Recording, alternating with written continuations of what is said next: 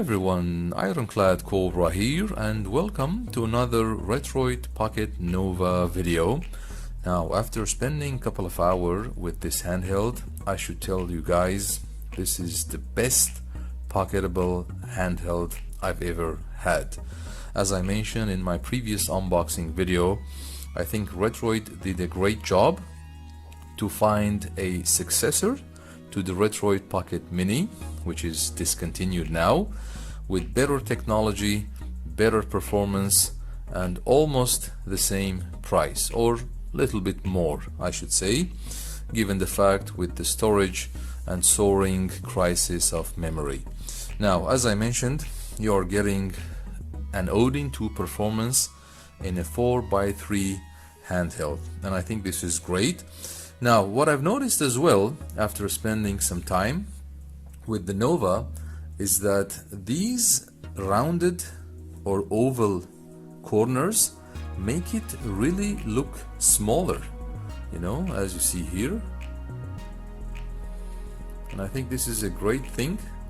It's not very edgy and sharp, and at the same time the Nova is quite thin as well. It doesn't have, of course, the grippy part as you have on the other Retroid handhelds, but I think that's part of the fact or the design to make the Nova more pocketable and portable. And I think for a thin handheld, it's absolutely amazing. Look at the thinness of the device. Beautiful. I think Retroid nailed it. And by far, as I mentioned, this is the best 4x3 aspect ratio pocketable device that you can have, and of course it has the best price to performance ratio.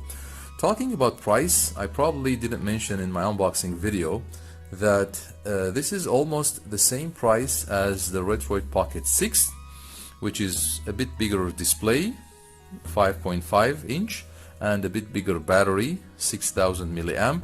And I think the RP6 is the best price to performance when it comes to 16:9 aspect ratio devices. And I think the Nova is the best 4x3 aspect ratio devices. Now, the 8 gigs of RAM I think would be enough for you if you are just planning to play up to PlayStation 2, GameCube, Switch, Wii emulation. You would need the extra 4 gigs of RAM as the 12 gigs of RAM if you are planning to do, you know, streaming, you know, Steam games or AAA games on your device. But I think the 8 gigs of RAM would be enough if your main objective is just emulation up to PS2, GameCube, Wii, and Switch. And I think this is a monster. This is a powerhouse when it comes to PS2 gameplay. I think today I'll share with you some PS2 gameplay as well, just to give you an idea of how well the chipset handles those games. And of course, it's worth mentioning that another great thing that Retroid has done with the design of the Nova, they actually stayed away or didn't have the all glass front, you know, as you have on the as they have on their latest devices, as the RP5, you know, RP6, or even the Retroid Pocket Mini. So this is back to the roots. It's quite retro feel now. You have the plastic shell. It doesn't have that premium glass cover. I think it gives it's more of a retro look, and that's also a good thing that Retroid went back to their roots as they used to have on the Retroid Pocket 2 handhelds. Now, some of you might mention that this all black colorway might have or smudgy fingerprint. I don't think so. I normally don't have moist or greasy fingers, so I never had any fingerprint issues on my handheld. I've been playing on it for many hours, and as you see, it doesn't have any fingerprint traces on it. But of course, that's probably more of a personal thing. And of course, with the old ordinary color shells, you wouldn't have the RGB lighting issue. Some people mentioned on Facebook and Discord that with the clear shells, the RGB lighting is a bit problematic. and I think in that case just go with the regular shell compared to getting a translucent or clear shell, in case you care about RGB lighting. So overall, as I mentioned, I had great gaming experience on this pocketable handheld, and the 8 gigs of RAM, as I mentioned, it's priced at $230 US, same price as the RP6, and the 12 gigs of RAM is priced at $280 US, exactly same price as the RP6. So if you are looking for a smaller pocketable 4x3 device, this is the best device you can have on the market now for its competitive price, great build quality, controls, beautiful OLED display, battery life, and performance. So now let me just turn on the device. You will be greeted with the beautiful Retro Nova interface. I also had the blue RGB lighting here as well. So this is the interface, as you see.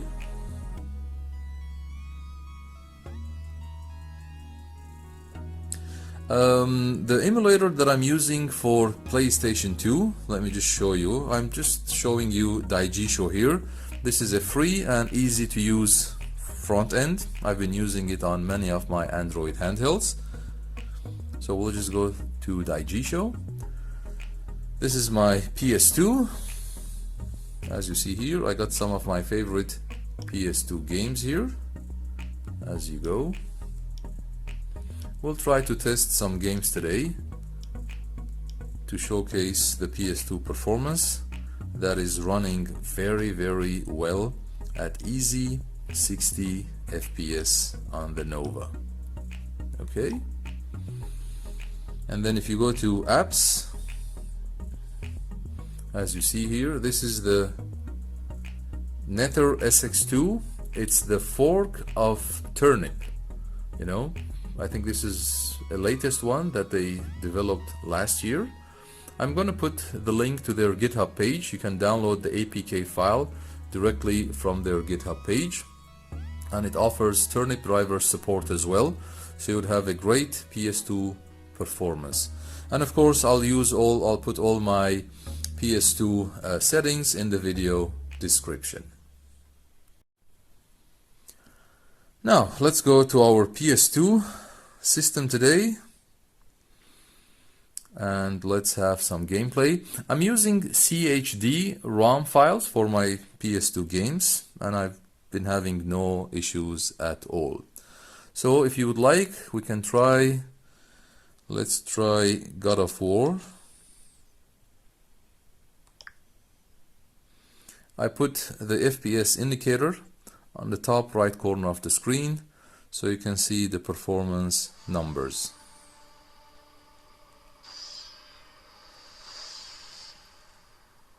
The gods of Olympus have abandoned me.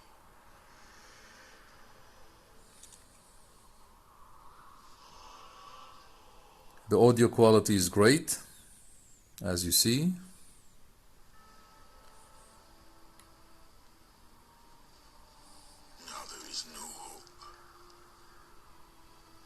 Kratos cast himself from the highest mountain in all of Greece. After 10 years of suffering, 10 years of endless nightmares, it would finally come to an end. Death would be his escape from madness.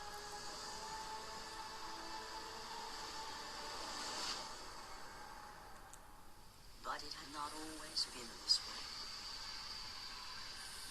Kratos had once been a champion of the gods.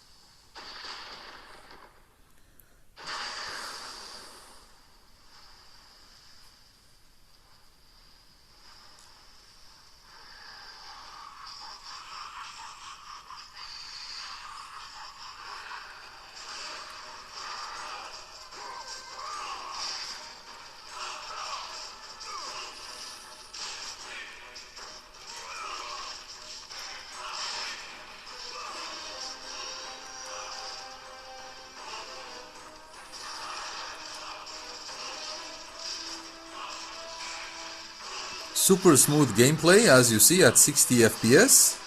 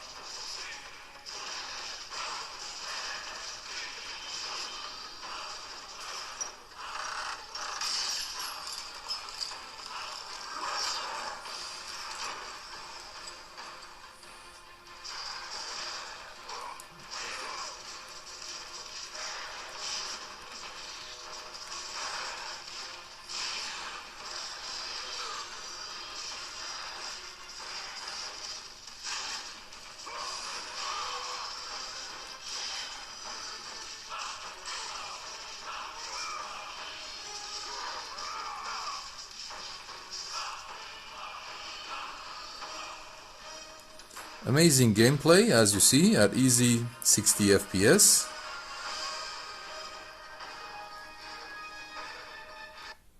Okay, so as you see guys, there was no audio tear, no frame skipping, no lagging, and I think PS2 is, playing very well on the chipset.